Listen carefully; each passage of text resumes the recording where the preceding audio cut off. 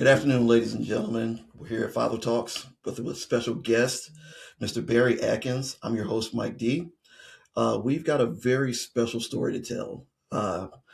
Barry lost his son back in 2015, and we want 2005. to say again, 2005.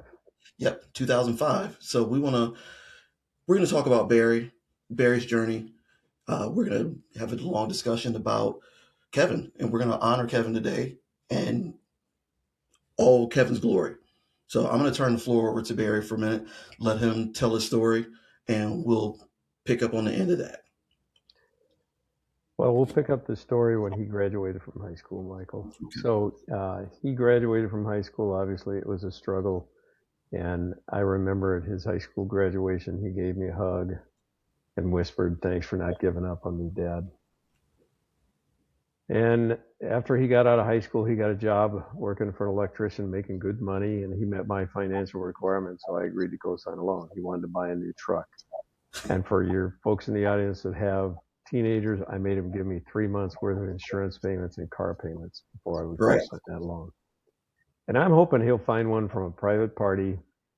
I'll go down to the credit union, sign papers, and be out there in about 5 minutes. He found one at a dealership.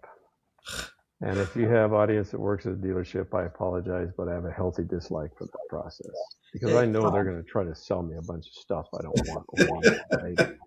So I go down to sit down in the financial guy's office at the dealership. The first thing that guy said to me is, "How about some life insurance?" I'm like, "Look, dude, I'm not here for life insurance. I don't need any life insurance. My wife will do just fine if something happens to me." And he said, "I'm not talking about you.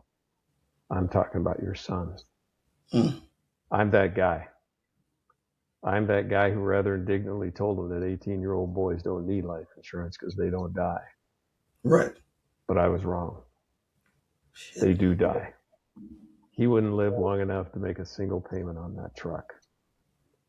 So he's graduated from high school. He's got money in the bank. He's 18 years old. Next thing he wants to do is move out because he's tired of the old man telling him what to do. Because I made him do all those terrible things like come in and wake me up when you get home. Yeah. Maybe every now and then take out the trash. He was tired of that. And he came into our living room one day, and we have this brown chair that sits in front of a big picture window and looks out over our backyard. He sat down in that brown chair and started talking about how he couldn't believe his life was finally beginning and he wanted to move out. And honestly, I did my best to discourage him because we really never had any problems with him. Right. His high school principal didn't even know who he was. And I considered that a good thing. Right. But I didn't have any luck talking him out of it.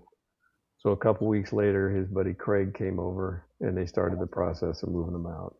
He's 18 years old. They threw a bed, a TV, and a dresser in the back of his truck. That was his definition of moving out for the day. And he went back in the house, and in his bedroom, his clothing system was pile of clean, wrinkled clothes on the floor, pile of dirty clothes right next to it. He never folded any clothes. He throws a pair of the clean jeans in the dryer to de-wrinkle, came in the living room and told me something I've never forgotten. He said he wasn't going to take his toothbrush with him. He'd be back tomorrow morning and grab it. He put on his jeans. I walked out front with him like I normally do, gave him a hug, told him that I loved him and to be careful. Watched him drive away. It was the last time I saw him alive. That night, his friends decided to throw a little housewarming party for him. Started with a keg of beer, moved on to shots. He left a voicemail for his sister that night talking about how drunk he was and how much fun he was having. And he passed out a short time after he left that voicemail for his sister. His buddy Craig was worried about him, kept going back in to check on him. Around 4 a.m., calls started coming into 911. First calls for difficulty breathing. Next calls for not breathing. My son died alone in a hospital while I slept peacefully in my bed. Next morning is Sunday morning. My wife and I are sitting around drinking coffee, talking about what we're going to do or not do that day. At about 8:30 in the morning, the doorbell rings. And we're looking at each other because we weren't expecting company. And I open the door and I see two police officers and somebody in plain clothes at my front door. Should have been a big red flag, right? Right. It should have been, but I'm that guy. It didn't even occur to me that something bad had happened. I actually joked with them as they came in thinking this had to have something to do with a parked car or a dog. I had nothing. But they didn't laugh at any of my jokes. One of the officers and the person in plain clothes stayed by the front door.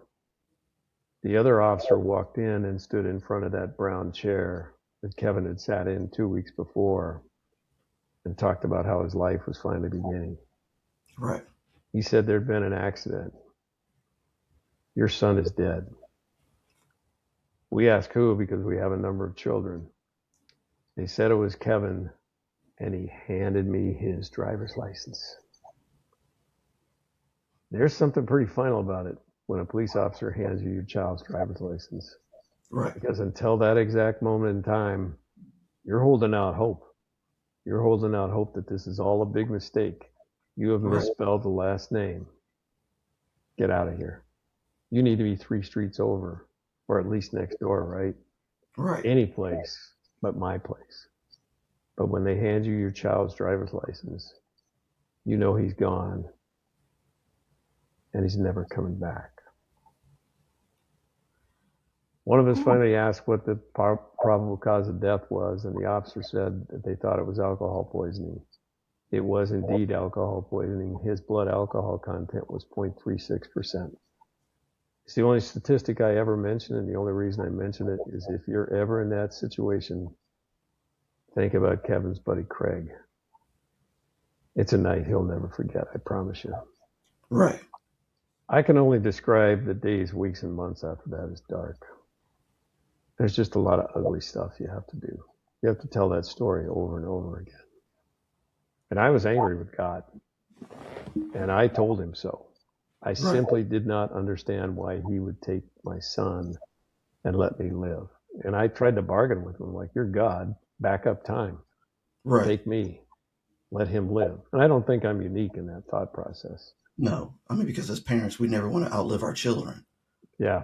So a couple days later, I had another life-changing event. This is a little difficult for me to describe, but I'm going to do my best.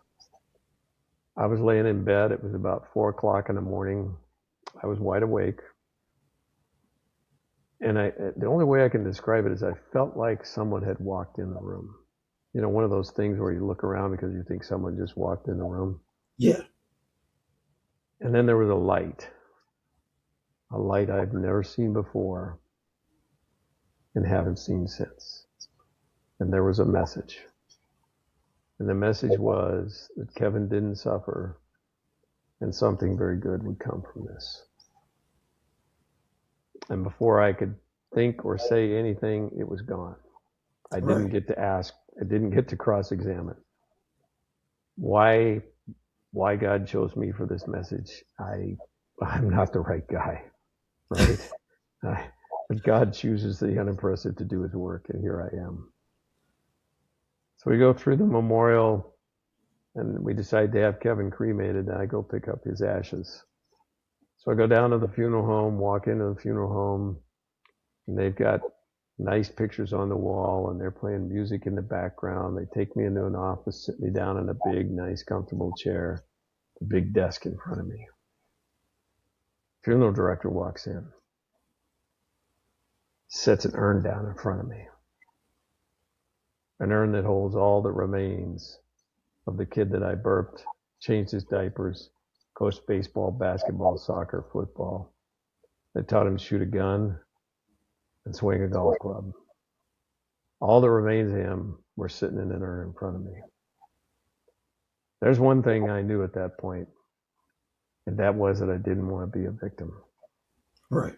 Because the world doesn't need any more victims, Michael. We got plenty already. Lord knows that's the world true. needs people who take something bad and they make something very good come from it.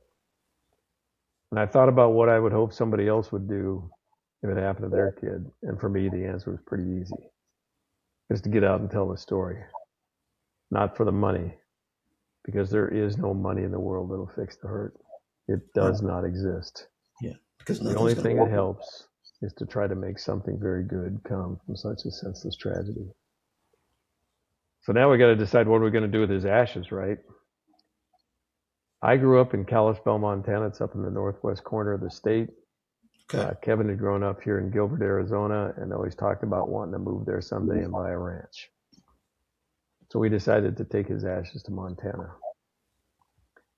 Probably the normal thing to do is to put them in your car and drive there, right? But I decided to put them in my backpack and walk 1,400 miles from Gilbert, Arizona to Kalispell, Montana, and tell the story along the way. Because I Amen. guarantee you, you don't want to go through this. Wow. I can tell you, having boys, having kids, listening to the things that you did with your son, you did for your son, and to have that taken away from you, the question to not question God would be insane. Why me? Yeah, yeah. You Why me? know, Exactly. I've got my kids are they're relatively good kids, never been in any major trouble. And like you said, the principal didn't know your son's name. That's Yeah, that's a good thing most of the time. yeah. And to have that snatched away from you, you know, I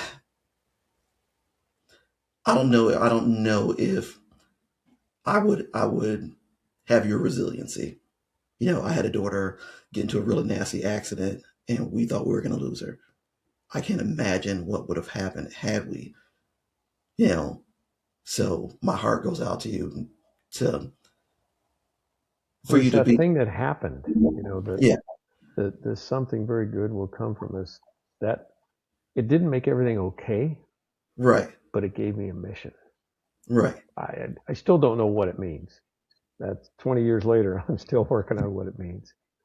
I'm just listen, I'm excited for you to see you on this side of it, sharing this message, and like I said, I watched the video and I'm thinking, how, where's the strength coming from? Because I cannot imagine, even being able to get out of the bed after such a loss, you know, for you to walk 1,400 miles, you know, it speaks volumes, and clearly, there's a purpose for you yet, There you know, is. so, I mean, I guess I, I'm not done just yet. no, somebody's definitely got plans for you. So, okay, I had all these questions lined up, in my head, and now, just listening to that, like all of it seems so small now, Yeah. you know, knowing, wow, a couple drinks, I've got an 18-year-old now, and I think this is why this story really stuck out to me because my son is 18. Yeah. He is off at college. He's home right now. He's home right now. He's going back to college. And I know that he goes out partying, goes out hanging out, and much the same, he checks in. I don't ask for a whole lot from him. Just, hey man, just let me know that you're home and you're okay. Yeah. That's it. We got the little, the phone tracker thing, we know where the kids are and that, but is it enough? All you can do is talk to them. All you can do is educate them, you know, and hope that they take the lessons. What about Kevin's friend Craig? I imagine that he is probably was in a terrible place too because he's the person who helped throw a party for his friend. He How's did. that? How's that relationship? Well, my relationship with all of his friends is really good. Good. I talked to several of them. I was actually just at Craig's. His son just turned 1 year old, and actually, I just had a conversation with Craig here just a couple weeks ago because he had never said anything to me about it, Right. and I didn't want to, break open the scab. Right. And one of the things we didn't do was play any blame games, and that was the Right. And conversation I had to have. There's no, we're not going to play the blame game. Right. And And I would imagine that it would be hard for parents, you know, feeling such a loss to not want to blame somebody. it is, but you also have to keep in mind this was a decision, and that's Right. part of when I talk to students. That's the first thing I talk about.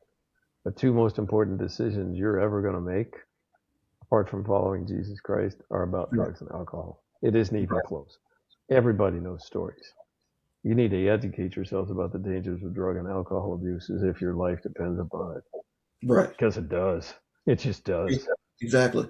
It's like and so my son called me a couple weeks ago. He was at a college party, actually probably a couple months ago now. And we've always been big. Listen, man, if you've been drinking, don't get behind the wheel. We don't care Yeah, where you are. We will come get you. yeah. And he stayed out one night, stayed at a friend's house, but he didn't have a ride because the guy he drove with decided to drive home drunk. Well, he just Ooh, said, I'm not going with him. yeah. So we ended up having to go pick him up like two and a half hours away. You know, Obviously you're mad because you spend your Sunday, in the car stuck in traffic and whatnot. But at the same time, you're happy that, hey, you got the call and he's listening. You know, my other son, same thing, 4 o'clock in the morning, calls us from the bar, hey, I need a ride home. You know, Yeah. and you're all again, I tell the kids, I'm always gonna be mad because you woke me up, you Right. know, but I'm happy that you called. Yeah. So with that being said, what's what's something about Kevin that you want people to know? As a young man, as a son, what are things about him that you really want people to know about him? He had a good heart. He actually befriended a boy named David when he was in third grade. Okay. David was in a wheelchair. Absolutely nothing wrong with David except his legs didn't work. But because he was in a wheelchair, it made it hard for him to make friends. Right. Kevin was that guy that made sure that David got out to the playground, back to class, and when they could talk David's mom into it, they'd drop him off over at her house. Third Right. grade boys, sometimes they have unusual rules. One of the rules those two boys had was that wheelchair never went in the house, Michael. Yeah. David was kind of a small kid. He could get up on his arms and kind of army crawl around and follow Kevin around. Yeah. But Kevin didn't have much in the way of patience. So when he wants to go from the bedroom to the living room, he would just go grab David by his arms and drag him through the house and drag him through the backyard. But I still, but some people are like, oh, that's cruel. No, that's typical boy stuff. Yeah, that's boy stuff. And then when he got older, he got his driver's license and his cell phone. He used to come home and tell me stories that honestly scared me to death. Yeah. Because he's that guy that stops on the freeway and gives a complete stranger a ride or helps them change a tire. Whatever they needed, he'd help them out with Yeah. And in this day and age, you're as a parent, you're proud, but you're concerned because there's a lot of crazy out there, it. There is. unfortunately. So you're happy that your child is the kind of person that will reach out to help another person, but you want to be sure that they're being safe while they're doing it. I always figured as long as his heart was in the right place, it would work out. That was kind of the way I looked at it. I never warned him about the dangers of it. I just thought, well, as long as his heart's in the right place, we'll be fine. Okay.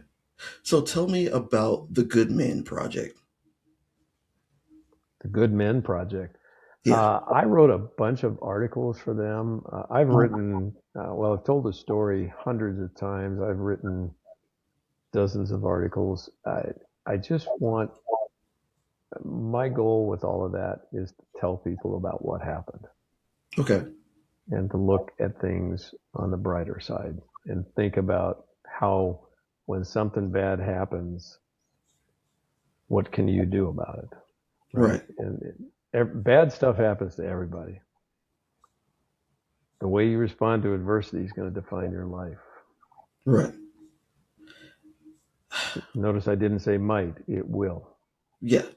And that's the thing is that, and I know. So we're picking up with this conversation later on in life after it's been years since it happened, but like your resiliency, like how you talk about this, I know it had to take time for you to get here, but like Oh, yeah.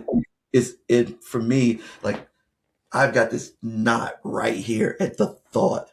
Like, what is he going through? You know, It's ugly. and It yeah, it can destroy, and that's the sad part about it, Michael, is that it can destroy families. It can cause right. people to turn to drugs and alcohol to, soothe the pain. Um, Essentially, you have two choices, and really, for me, it comes back to that phrase, Michael, and why that phrase got dumped on me, I don't know, but um, I didn't know what something very good was. And it's kind of interesting in hindsight because, like, I would write a letter. I wrote a letter to the editor, and I reached out to the editor of a newspaper and asked him to write an article. He never wrote that article, Hmm. um, and I just kept searching. I just kept searching for what am I supposed to be doing. I mean, I started telling the story way too soon Right. in hindsight because I was a hot mess. But with time, I got better and better at it. Right. But it's grief is a difficult thing, Right. and I'll go ahead and give you my perspective on it. Um, for me, I wanted to feel the way I did before he died, Mm. and that's simply not possible.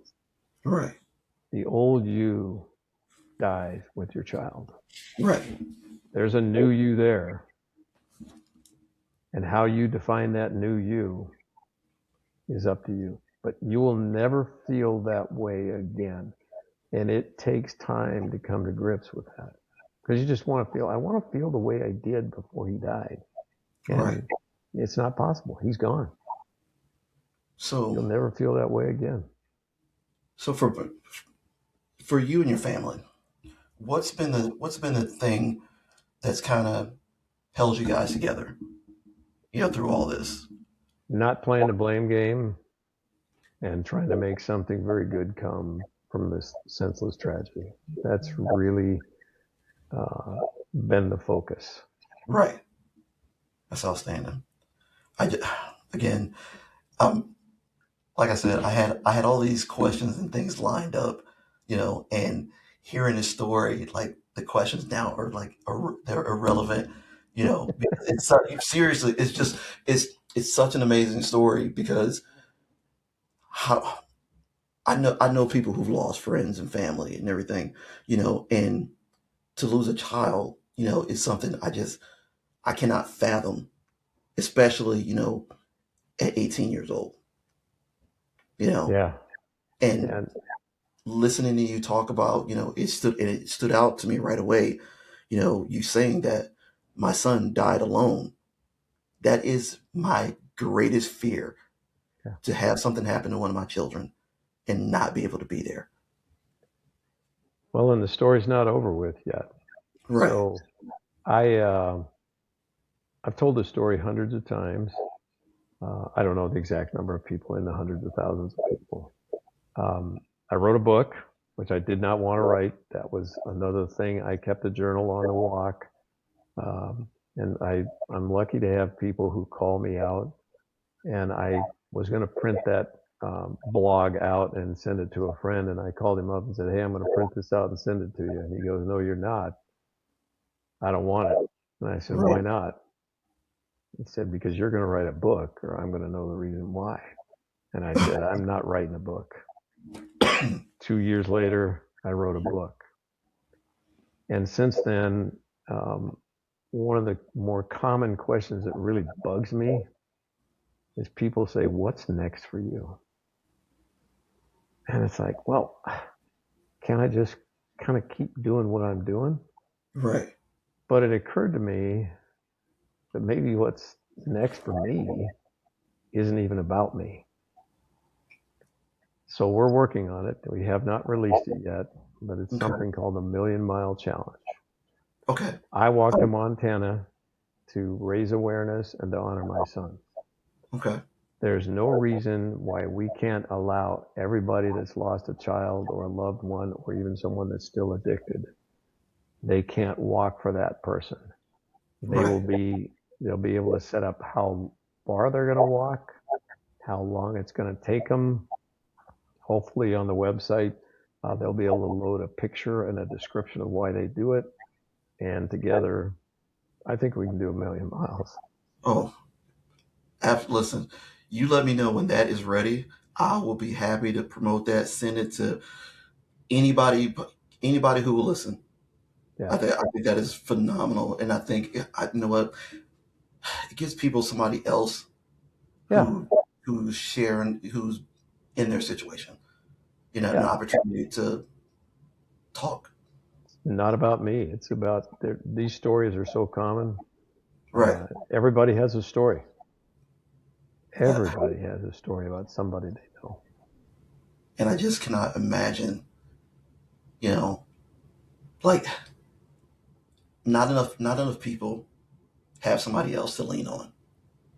Yeah. And I think, you know what, this would be a great opportunity for people to maybe to get together and, you know Yeah. what, share their experience, their grief, you know, Yeah. their, you know, whatever it is, you know, hey, I've come out of this, you know, on the other end. I'm not great, but I'm better than I was. Yeah. You know, this is, and you know, I'm not the generally the emotional guy. You know, I don't get Me a lot. neither. Yeah, you know, but like this is something that has really touched me in a way because, you know, and I was just talking to a psychologist on another episode earlier, you know, talking about men being able to express their emotions and whatnot. And We're not good at that. no, not at all. But I am feeling some kind of way right now of, you know, Good. listening to the story, and you know, I'm not for not for the tragedy, but for what's come from it. You know, I am so excited to share this with other people now because I know there's somebody else, you know, going through this very same thing, you know, Yeah. and they need an outlet, you know, and hearing this may be the thing that, you know, that gets them off the couch, gets them out of the bed and said, you know what is my purpose going to be? You know, Yeah. I'm still here. Yeah. I need to, you know, I need to do something, you know, and And it's interesting, Michael. I'll tell you that when I decided to do the walk, there was a lot of people that tried to talk me out of it. right, Well-meaning people, right? Because I get it. They were afraid I was going to fail. right, I was afraid I was going to fail. Don't get me wrong. I get it. But one guy said something to me that kind of applies to the Million Mile Challenge too. He said, "How do you think you'd feel about it in 10 years if you don't do it?" oh, ouch, Yeah. yeah, And that, um, even this new challenge, this Million Mile Challenge, it's scary for me, right? Because there's a right, lot of stuff to figure out, things that are going to have to happen, and we'll figure it out. But right. I can't stop now. No, no, but that's the thing is that, you know, you're turning tragedy into, well, it'll never be positive, but you're making something positive out of a tragedy. Making something very good come from this, Yeah, and that's the phrase that has hung with me, Michael, right. for I 20 love years. it. I absolutely love that. That's a t-shirt waiting to happen. You know. Yeah. Oh my goodness. So when you speak to parents, you know, students, what's the hardest truth that you share with people, or you have to share with people? That it can happen to them. So the three things that I ask them to take away from it, we've talked about decision making already, right? And adversity. That's the second thing. But the third one is about this thing called forgiveness. It was easy for me to forgive the guys at the party because this was Kevin's choice, right? Right. And it's easy for me to forgive my kid because that's what we do as parents. But there was one person that was really, really, really hard to forgive, and that was me. Right. It took 1,400 miles and 5 pairs of shoes, but I have found a way to forgive myself. I heard a pastor describe it best once. He said that anger and vengeance are going to lead to just one thing: destruction. Forgiveness is going to lead to healing. And sometimes the most important person you need to forgive is yourself. Right. We all make mistakes. It's the way you handle it that matters. Now, hearing that, why do you feel like you needed to forgive yourself? Because I'm his parent. I was Right. his dad. There you go. The number 1, 2, 3, 4, 5, 6, 7, 8, 9, 10. The top 10 jobs you have is to keep them alive, right? Right. And I didn't get that done. Right. That's every parent, I think, would agree that that's your number one job. Everything else pales in comparison to that. Right. Now, did that change you as a parent? Did it make you more? Did it make you less likely to want your kids to leave the house, or did you check on them more? You, I very much worry about them more. It changes you as a man Right. in ways that you can't even imagine. If somebody would have told me 25 years ago, God would have tapped me on the shoulder and said, "Hey, this is what I got planned for you." You know what I'd have said? Pick somebody else. Right. I'm not the right guy for this job. I don't want to have anything to do with this. You go do it. It'll be great. Don't. I'm not the right guy. But Right. as But I've God doesn't make discovered, mistakes. he doesn't choose the qualified. He qualifies the chosen. Oh, very. Just hearing that, I imagine there's a lot of parents out there that probably still blame themselves, for the loss of their child. Maybe I shouldn't have sent them, shouldn't have let them go. I didn't talk to them enough. And Yeah. I don't feel that we can ever talk to our kids enough. No matter what you do, we can't talk to them enough. We cannot, advise them enough. We can never tell them that we love them enough, you know, and hearing you say that, what, something bad can happen, despite everything that you've done, despite everything that you've talked to them about, something bad still could happen. And I'm going to be honest with you, excuse my language, but that scares the absolute shit out of me Yeah. because it's out of my hands once he leaves the house or once they Yeah. leave the house. You know, all the tragedies that, we see in the world today, you know, they're out of our control for the most part. Yes, they are. And again, it scares me to death. My kids are like, Dad, this is where I'm going to be at. All right, man, well, just check in with me in an hour or two. Well, Um, whatever needs to be said, um, my advice for you is don't wait until it's too late. right, right, and that's the other thing about this. You know, you've got a good relationship with your son. You know, and he was coming back the next day for his toothbrush Yeah. and didn't get the opportunity. That's a crazy part of it that uh, it's not poetry. That's what happened. Yeah, I remember thinking, well, why don't you just take it now? yeah, because Like that was his what? excuse because he wanted to see you guys. Yeah. Yes, he's excited about being in his own place because my son's at college and this kid calls all the time. I'm like, bro, we just talked to you like 15 minutes ago. Hey, I just wanted to see what you guys were doing. Yeah. You know, but so that was his way of being able to come back to the house. Toothbrush, you can put it in your pocket. Yeah. You know, and Yep. man, like again, I've repeated this a million times, and this is just I don't even know how to express what I'm feeling about this situation. And it's not my situation. Just as a father, knowing that here it is, a man's done everything he can by his kids. He's advised them. He's been there, and something happens that negates everything that he's done. Or everything that he's tried to do, Yeah. and it's completely out of his control. Yep. Nobody ever believes it's going to happen to them, Right. And including that's me. Right. I mean, right. that was me. That's why nobody ever believes it's going to happen to you until it does. So the book. Yeah. What's the name of the book? The name of the book is Kevin's Last Walk, Okay. Father's Final Journey with His Son. Um, it was more work writing the book than walking to Montana. It is available on Amazon. I better not forget to Okay. say that. It's available on Amazon, but it uses it, walking to Montana. I knew what I was going to do every day, Michael. Right. Right? I'm going to get up and I'm going to walk 14 miles, and that's going to be that, and go speak here. And it was all very linear. But writing a book uses different parts of your brain, Right. and I'm an engineer by trade, so Okay.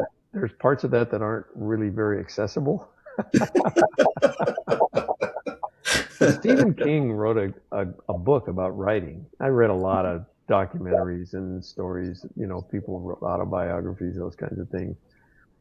But in that book, he said, when you write a book, it uses two parts of your brain. There's the creative part, and then there's the logical part. And the way he described it, and it's basically what I did, is when you're just writing, get someplace where it's quiet, where you're not going to be distracted, and then you just type a stream of consciousness. Whatever Right. you're thinking about, Hmm. whatever, wherever it's going to go, doesn't matter. Don't worry about how you're going to use it. Just write it down. Then later, you use the logical part of your brain to decide, is it even going in the book? Where would it go in the book? Does it make sense to put it here or there? That's the logical part, but two Right. different parts of your brain. So, all right, let's get. I'm gonna. I wrote, again, like I said, I had all these questions, and all of them seem so irrelevant now to hearing all this. But I did want to touch on, if Kevin's story could save just one life, what would you want that person to hear right now? And it can happen to them. It 100% can happen to them. I'll tell you one story. There's a lot of stories, Michael, but I'll tell you one in particular. Okay, we'll I take all. I spoke at a school up in Scottsdale, Arizona. Got a call. I got an email a couple weeks later that there had been a party. One of the students that was there saw someone passed out. He wanted to call 911. The other students did not want him to call 911. So he put the student that was passed out in his car, drove him to an urgent care facility, who called 911, and they air evac him out and saved his life. Wow. So simple. Why do you think kids are, they're just more afraid that they're going to get in trouble? It's the fear of getting in trouble versus doing the right thing. We're Exactly. we're underage, you know, and I don't think maybe we don't talk to them enough to say, hey, we don't want you drinking, but we understand that it's going to happen. Do it safely. Yeah. Yeah, And if you see more something that looks bad, step up. Think about step. Kevin's buddy Craig. Yeah, That's what I tell everybody, because it's a night he'll never forget, I promise you. He you told me see, he didn't realize that you could actually die from it. He thought, well, as long as they throw up, they're yeah, okay, right? But yeah, that's just not true. right, and I imagine a lot of kids probably think that, and so I coach football. I've got a lot of kids that from my from the years when I coached type ball and that, they're graduating from high school, they're all going off to college now, and this is a story that I really like. I would like to maybe have you on again at some point, so the boys can hear from you personally. Bring me out if you can Yeah, do it. If we can get it yeah, figured out. I yeah, don't. That's the other thing is that I'm not in this to make money. Uh, right, if I have to fly, obviously there's travel costs, but that's it. right, I don't. In the state of Arizona, I've done it a lot, and I don't charge anybody for my time because yeah, it feels a little disingenuous to do that for me. right, Maybe that'll change someday, but right now I right. just don't see it as the right thing to do. Right. And hey, listen, I understand that. I appreciate that. You know, I just think that hearing it, hearing this story, and hearing what you have to say is going to be different for a lot of these young men. And you, girls as well. Girls, Yeah. this affects them equally as much. But hearing this from somebody who's gone through this tragedy, hearing that firsthand versus hearing your coach, your mom and dad, constantly, you know, Yeah.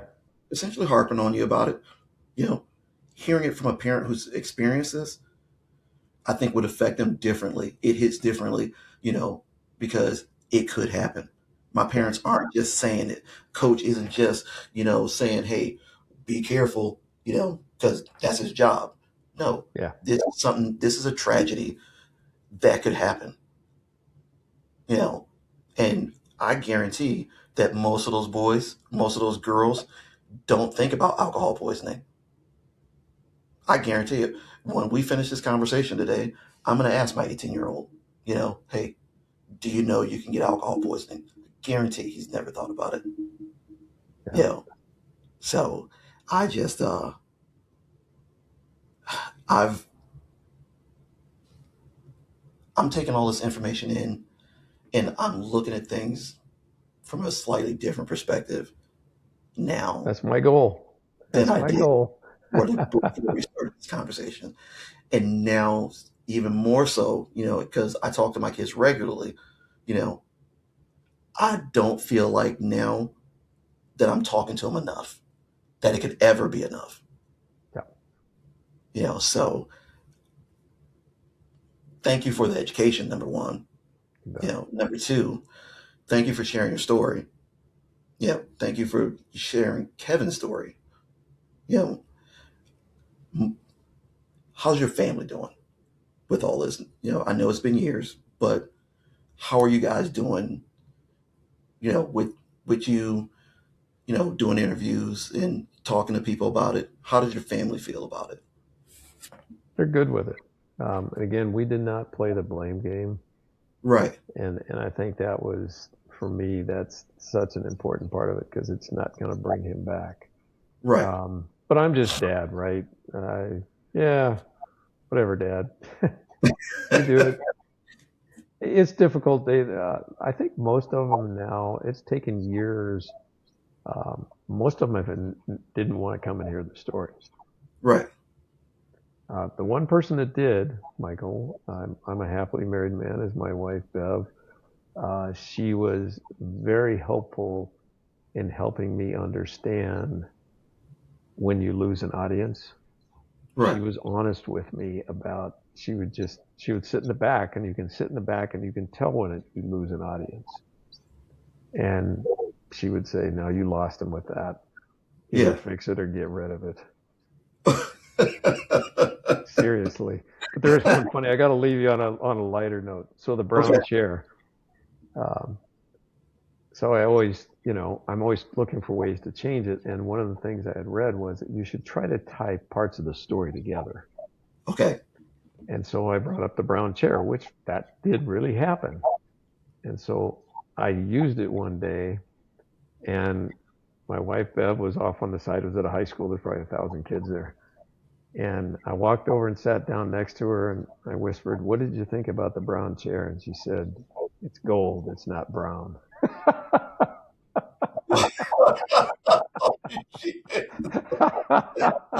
Hey, at least you didn't correct you in front of everybody. I know. I've never forgotten that. It was so Oh funny. my I goodness. just busted up. I was laughing so hard. It's gold, not brown. It's still going to Listen, be brown. men, we only know the basic colors anyway. It's When I correct. get asked, hey, do these colors go together? I'm like, I don't know. sure. If You think they do? I think they do. yeah, I agree with you. They both look great together. Yeah. So, Barry, thank you so much for spending the time with us. I hope to listen. I'd love to have you on again. Yeah. I believe that this is a story that no matter even 20 years from now, it's still going to be relevant because we're still Yeah. going to be raising kids. There's still going to be young men and women going off on their own. Some of them don't have the kind of guidance, that even your boy had, and Yeah. tragedy happens. Yeah. So you can imagine how much more, how many more kids rather need guidance or need somebody to talk to them, you know. So I would love to have you on again. We'll stay in touch. I will share Okay. this story. Um, if there's anything that anything additional that you want to share with the audience, please do, and I will make sure that it gets out there. Bring me. Absolutely. That's my thing is I'll do it if I can physically make it happen. I will. On the walk there was numerous things were set up by people stopping beside the road and saying, "Hey, can you come and speak at our school?" And I'm like, Right. "Yeah, we'll make it Okay. happen. We'll Okay. figure out a way to make it happen." Well, thank you so much for spending time Yeah. with us today. My heart goes out to you and your family. I thank you for sharing the story with us. You know, you you're not done yet though. You still got work to No, do. So, got work to do. yeah, I